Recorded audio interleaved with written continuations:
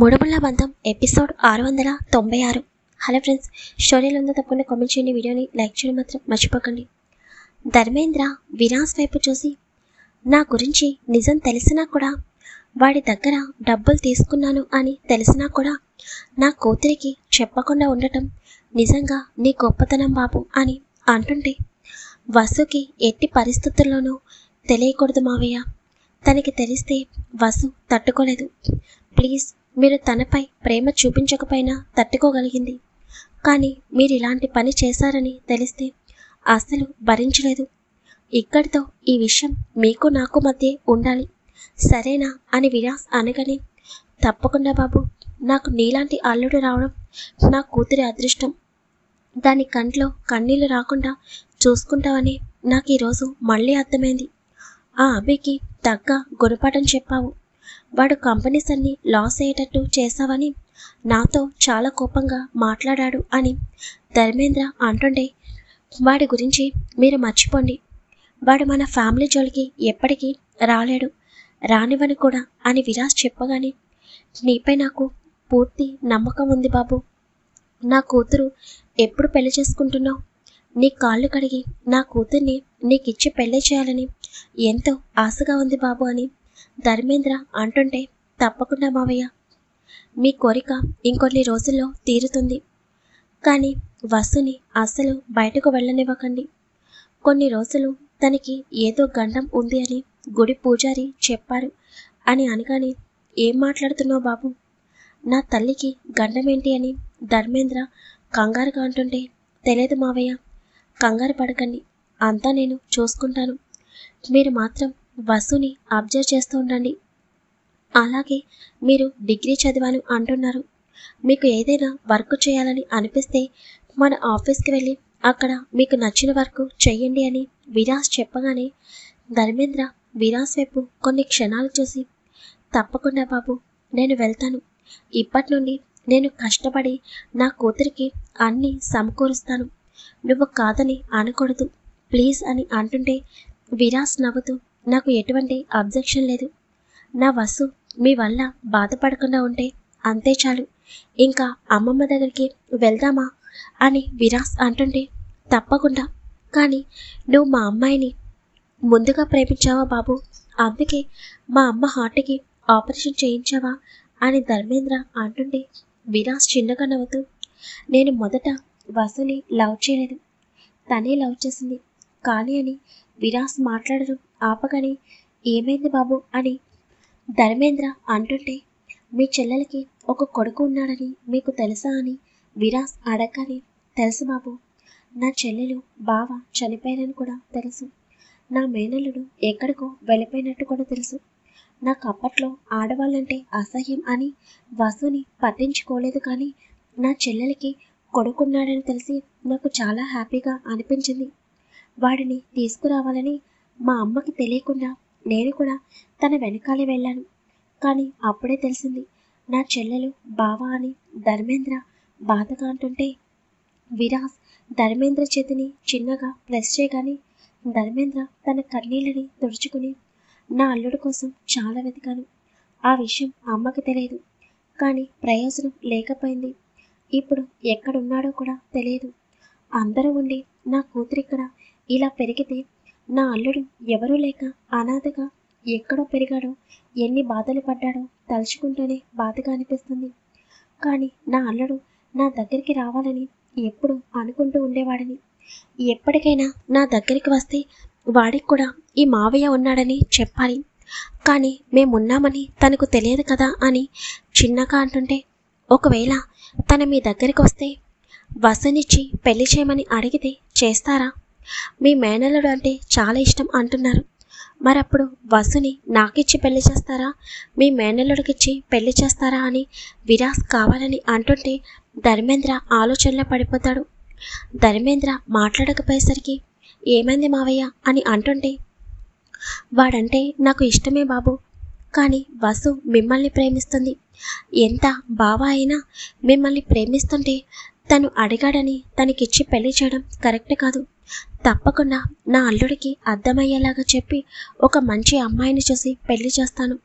నా కూతుర్ని మీకిచ్చి పెళ్లి చేస్తాను అని అనగానే విరాస్ నవ్వుతూ, మీకు ఆ శ్రమ అవసరం లేదు.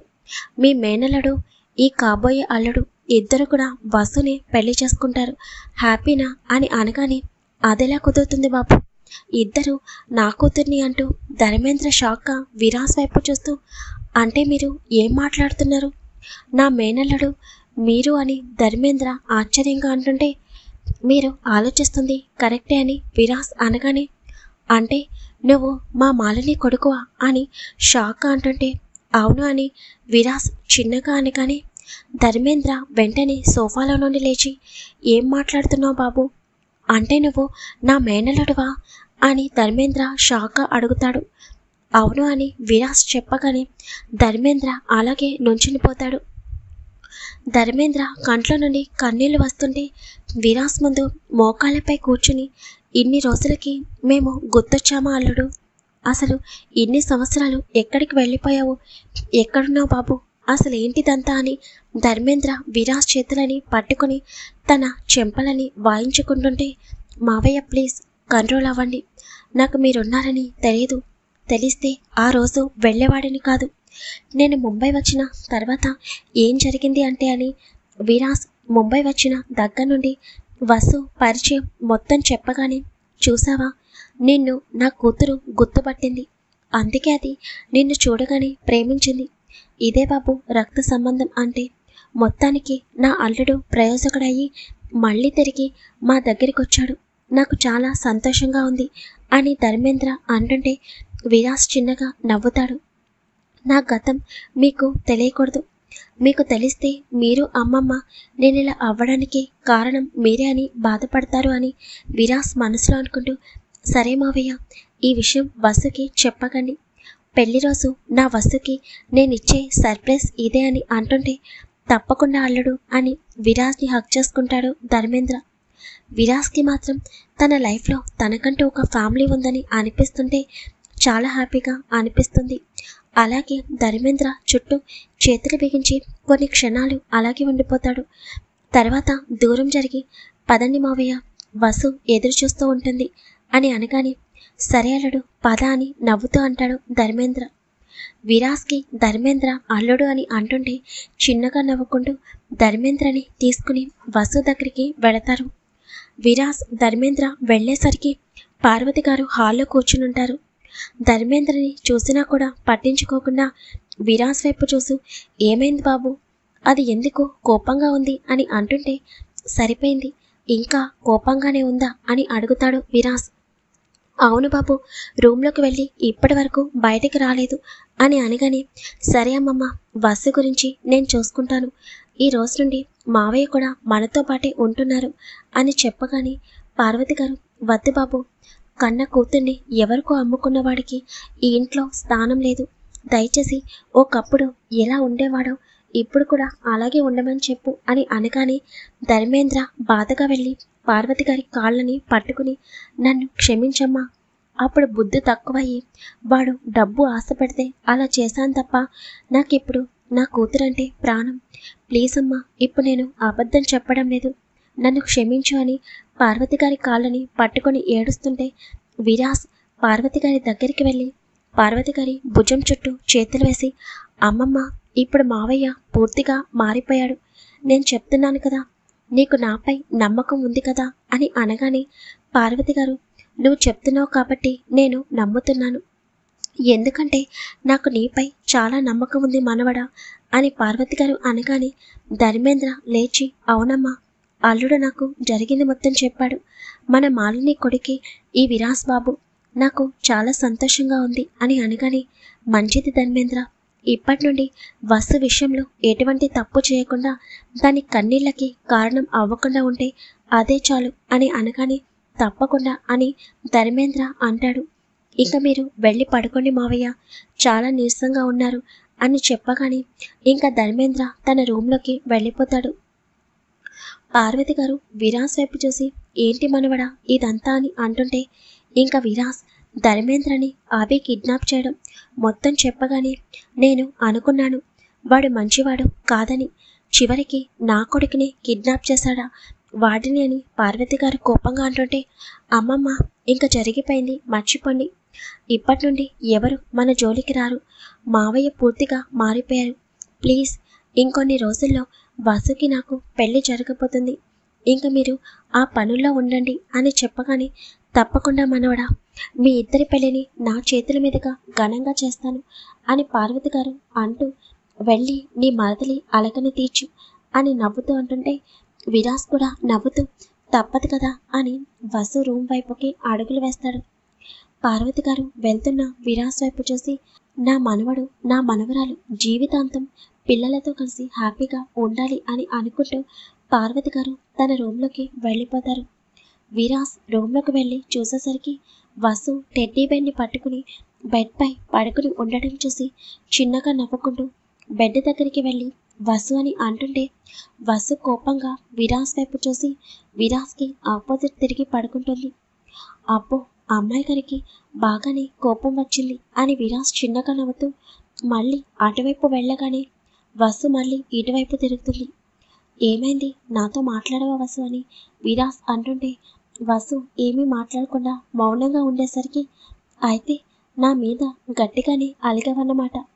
సరే అని విరాస్ బయటికి వెళ్ళిపోతుంటే వసు వెంటనే లేచి కూర్చుని, ఇదేంటి, ఈ టైగర్ నన్ను బ్రతిమలాడతాడు అనుకుంటే అలా వెళ్ళిపోతున్నాడేంటి అని వసు మనసులో అనుకుంటుంటూ ఉండగా విరాస్ డోర్ దగ్గరికి వెళ్ళి డోర్ లాక్ చేయగానే వసు ఒక్కసారిగా ఉలిక్కి పడుతుంది. ఎందుకు డోర్ లాక్ చేశారు అని టెన్షన్గా అంటుంటే, మరి నీ అలకని తీర్చాలి కదా అని విరాస్ తన 2 చేతులను పైకి పెట్టి స్ట్రెస్ చేస్తూ ఉంటే వసుకి ఒక్కసారిగా టెన్షన్ వచ్చి, ఇప్పుడు ఈ టైగర్ ఏం చేయబోతున్నాడు అని భయంగా అనుకుంటుంటే విరాస్ వైపు చూస్తుంది. విరాస్ వసు బెడ్ వైపుకి అడుగులు వేస్తాడు.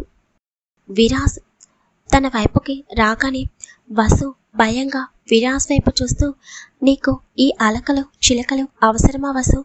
పడుకున్న సింహాన్ని నిద్రలేపావు, అనుభవించు అని వసు మనసులో అనుకుంటూ ఉండగా విరాస్ ఒక్కసారిగా వసు కాళ్ళని పట్టుకుని లాగగానే వసు బెడ్ మీద పడిపోతుంది. విరాస్ సెకండ్లో వసు పైకి చేరగానే వసుకి సీన్ ఒకసారి రిపీట్ అయినట్టు అనిపిస్తుంటే విరాస్ వైపు చూస్తుంది. ఎందుకంటే విరాస్ వసుకి కొంచెం కూడా టచ్ అవ్వకుండా తన హ్యాండ్స్పై బెండ్ అవ్వడం వల్ల విరాస్ వైపు చూస్తూ ఆలోచిస్తుంటే, ఏంటి ఈ సీను ఎప్పుడు జరిగిందా అని ఆలోచిస్తున్నావా అని అనగానే అవును అని చిన్నగా అంటుంది వసుధార. హలో ఫ్రెండ్స్, స్టోరీ ఎలా ఉందో తప్పకుండా కామెంట్ చేయండి. వీడియో లైక్ చేయడం మాత్రం మర్చిపోకండి.